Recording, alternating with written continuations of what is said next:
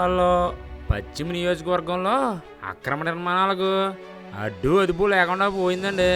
Town planning అధికారులు స్థానిక రాజకీయ నాయకుల అండదండలతో నిబంధనలు మట్టిలో తొక్కి అడ్డగోలుగా బిల్డింగ్ కట్టడాలు జరుగుతున్నాయని పెద్ద ఎత్తున ఆరోపణలు వెలుగులోకి వచ్చినాయండి. ముఖ్యంగా అక్రమ నిర్మాణాలకు టౌన్ ప్లానింగ్ అధికారి అండగా నిలుస్తున్నారని బహిరంగంగా చర్చగా మారింది.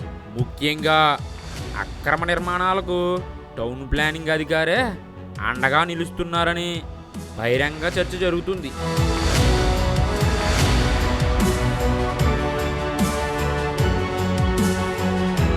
ఉరుపులు ముడితే చాలండి, ప్లాన్తో పనేం లేదండి.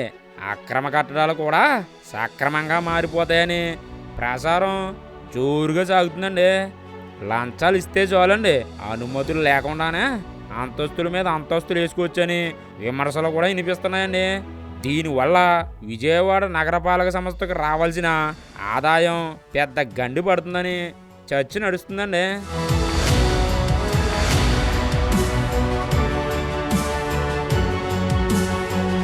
మరి అక్రమ కట్టడాలపై కూటమి ప్రభుత్వం ఏమైనా చర్య తీసుకుంటుందేమో చూడాలని మరి.